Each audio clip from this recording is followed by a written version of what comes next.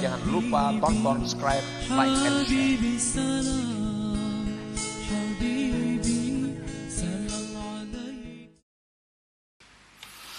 Wa alamatu dzalik, apa tandanya Allah memindah kita? Nah, apa tandanya bahwa ini petunjuk dari Allah agar kita pindah dari yang ada? Bi antafuta lakal fawaid al-mazkurah, dengan bahwa keluputan bagi engkau faidah-faidah yang disebutkan tadi. Nah, dulunya berdagang ini bagus, cukup untuk membiayai kehidupan rumah tangganya. Dengan berdagang ini dulu bisa melaksanakan apa yang diperintah Allah, bisa melaksanakan yang dihimbau, dianjurkan oleh Allah, bisa menjauhi yang dilarang Allah, bisa berbuat baik kepada orang lain. Tapi sekarang berubah, situasi ini berubah, baik dunianya atau akhiratnya. Dulu dengan berdagang ini cukup kehidupan rumah tangga, sekarang sudah kali cukup lagi. Nah, sekarang sudah kali cukup. Dulu untung sebulan misalnya dapat sekian, sekarang sudah rendah. Nah, kada sampai target lagi, sehingga kesulitan mencukupi kehidupan rumah tangganya. Nah, ini artinya isyarat dari Allah agar kita pindah ke profesi lain daripada perdagangan itu. Cari usaha lain. Ini sudah ada petunjuk dari Allah, kita pindah. Kenapa? Ini buktinya kada cukup lagi. Dulu cukup membiayai rumah tangga, sekarang sudah kada cukup. Nah, itu artinya. Atau keluputan selamat pada agama. Nah, dulu waktu berdagang masih bisa melaksanakan perintah-perintah agama. Dulu sembahyang bisa tepat waktu, sembahyang bisa berjamaah, yang haram bisa dihindari. Sekarang sudah kada bisa lagi. Berdagang sudah kada encam itu. Kalau kada berdusta bisa kada payu. Ini artinya ada tanda-tanda bahwa Allah menyuruh kita sudah tinggalkan perdagangan, cari pekerjaan lain. Dulunya berdagang bisa saja sembahyang berjamaah, bisa menuntut ilmu kada tertinggal. Tapi sekarang berdagang terlalu payu, sudah kepayuan. Sembahyang berjamaah kada kau lagi, zuhur tak ke asar, asar tak ke rumah sembahyang. Menuntut ilmu sudah jauh. Walaupun sudah kepayuan, keramian, tapi agama kada selamat. Nah, ini isyarat dari Allah, sudah tinggalkan perdagangan itu. Tinggalkan. Nah, ini namanya Allah yang mengeluarkan. Bukan kita yang berkehendak, tapi Allah yang mengeluarkan kita, yang menyuruh pindah kita dari usaha itu. Karena ini sudah, agama kita sudah kada selamat lagi nih. Agama sudah kada selamat lagi.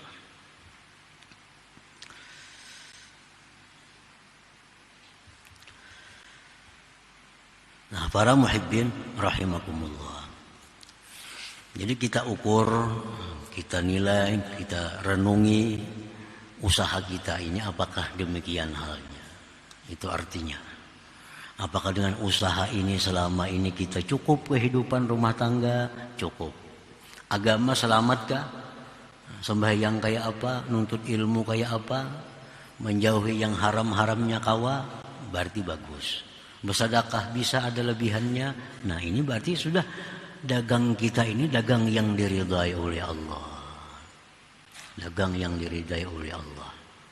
Karena dagang yang diridai Allah itu artinya adalah ibadah. Ibadah. Turun ke pasar, turun beribadah.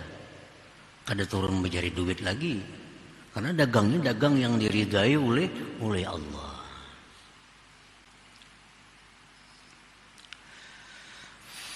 Wa idza uqimta fi syai'in yastaqbihuhu syar'u. Dan apabila engkau ditempatkan pada sesuatu, baik itu pekerjaan atau lainnya, yang dianggap jahat oleh syara. Nah, kita ini punya profesi, pekerjaan yang kada sesuai dengan syara. Artinya syara kada setuju lawan itu. Baik kada setujunya itu berupa haram atau makruh. Makruh itu kada disetujui oleh syara. Makruh termasuk yang tidak disetujui oleh syara. Contohnya apa? Kasual, seperti minta-minta. Orang ini profesi pengemis. Dengan pengemis itu dia cukup menghidupi rumah tangganya. Dan dia selamat agamanya. Sembahyangnya berjamaah tiap waktu, nuntut ilmunya rajin, wiridnya semuaan biris. Bersedekahnya kalau lain bisa dengan hasil minta-minta tadi. Nah, ini artinya ditempatkan Allah pada sesuatu yang tidak disenangi. Karena profesi minta-minta itu termasuk profesi yang tidak disukai oleh agama. Rasulullah sallallahu alaihi wasallam bersabda, "Mayazalur rajul yas'alu hatta ya'tiya yaumal qiyamah laisa fi wajhihi muz'atu lahmin." Senantiasa seseorang itu minta-minta sehingga dia datang pada hari kiamat, di wajahnya tidak ada lagi segumpal daging jua pun. Tinggal tulang artinya. Hari kiamat dia dibangkitkan dalam keadaan wajah tinggal tulang. Ini orang yang menjadikan minta-minta sebagai profesinya. Banyak orang minta-minta, sugih. Sugih. Minta-minta di Masjidil Haram, minta-minta di Masjid Nabawi, minta di mana kumpulan-kumpulan orang banyak. Di kubur-kubur keramat, minta-minta. Rumahnya saling baikan tingkat 2. Ini profesinya minta-minta. Orangnya ahli ibadah. Ahli ibadah. Tapi pekerjaannya ini minta-minta. Pekerjaan yang tidak disukai oleh agama.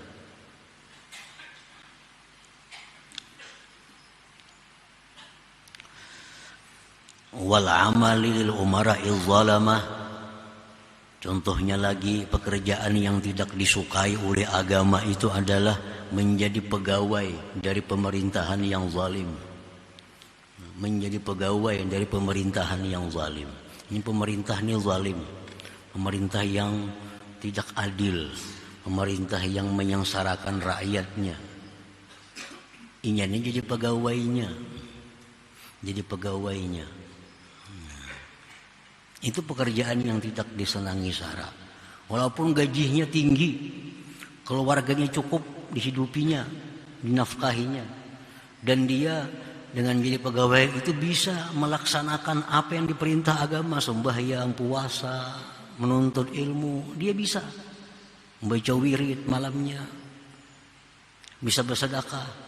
Tapi dia ditempatkan di suatu pekerjaan yang tidak disenangi oleh syara, yaitu menjadi pembantu pegawai dari pemerintahan yang zalim. Rasulullah SAW bersabda, "Satakunu umara," selagi akan ada umara, pejabat-pejabat. Nabi sudah mengatakan 1400 tahun yang lalu, dan Nabi selagi akan ada pejabat-pejabat. Man dakhala alaihim fa'anahum ala zulmihim wa saddaqahum bikizbihim falastu minni walastu falaisa minni walastu min. Selagi akan ada pejabat-pejabat, barang siapa yang masuk atas mereka, dia bantu kezalimannya, dia benarkan kebohongannya, maka dia bukanlah termasuk umatku dan aku pun berlepas daripadanya. Jadi pegawai dari pemerintahan yang zalim. Walaupun ini kada zalim, ini melaksanakan tugas sesuai, tapi yang dibantunya ini pemerintahan yang zalim.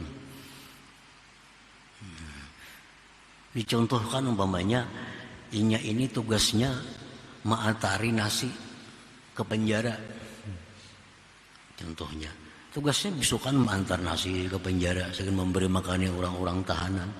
Karena siang hari mengantar nasi ke sana. Ini beres saja tugasnya. Cuma ini petugas pegawai dari suatu penguasa yang zalim. Ini namanya a'wanuz zalamah, pembantu-pembantu orang zalim. Ini pejabat, ini pemerintahan yang zalim. Dia ada punya listrik umpamanya. Dia jadi pegawai listrik. Tukang hidupi mesin, tukang mati sampai jamnya. Walaupun dia biris melaksanakan tugasnya, tapi dia bertugas di bawah pemerintahan yang zalim. Nah, ini satu pekerjaan yang tidak dianggap baik oleh agama kita. Tidak dianggap baik oleh ulama kita.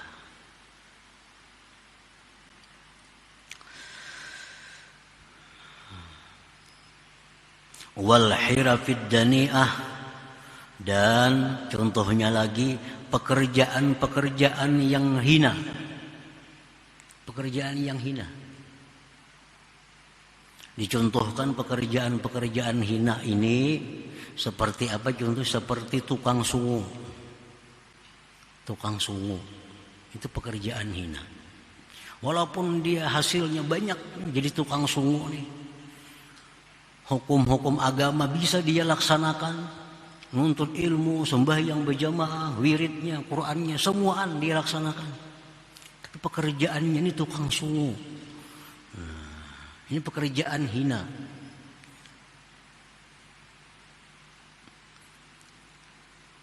Bisa menyungu itu bagus. Kita ini bisa menyungu itu bagus. Tapi kalau jadi tukang sungu, nah ini yang jadi masalah. Jadi profesi. Lain non bisa menyungu, non tukang sungu lain. Lain. Apalagi pekerjaan yang hina dalam agama, tukang sembelih, penyembelihan. Bisa menyembelih itu bagus, tapi kalau dijadikan profesi penyembelihan, nah ini yang dianggap jahat oleh agama. Tukang sungu, tukang sembelih, kenapa ini dianggap pada bagus? Satu, dia selalu bergelimang dengan najis, tuh kan? Najis gawiannya tuh, darah yang dijapainya. Tukang sembelih itu, penyembelihan ini kini suatu saat dia akan diangkat dalam hatinya sifat kasih sayang. Timbul juga orang yang pemurunan kini jadinya. Ini mahir menyembelih. Sapi, kambing sembelihnya, itu orang sembelih.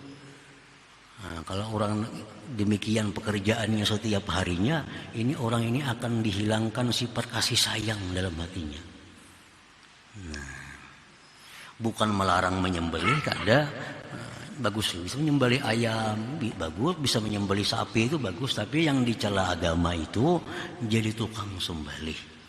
Nah, walaupun ini membuat kaya, walaupun ini rajin beribadah, agamanya selamat, wirid-wiridnya jalan, tapi pekerjaannya pekerjaan itu.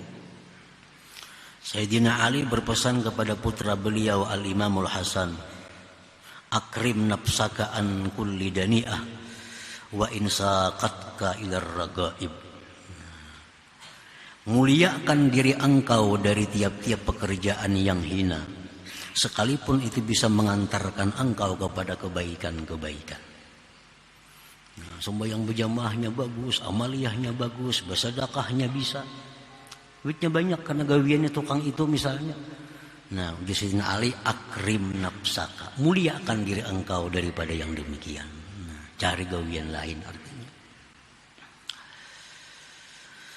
Nah, kalau demikian halnya, kita ditempatkan pada sesuatu pekerjaan yang dijahatkan oleh agama, seperti minta-minta contohnya, seperti bekerja pegawai dari pemerintahan yang zalim, atau kita pekerjaan-pekerjaan yang hina, atau yang seumpamanya itu, fa'alaika bil khuruj minhu wal intiqal ilal akhar alladhi yastahsinuhu syar'u wa yahsulu laka bihil fawaid.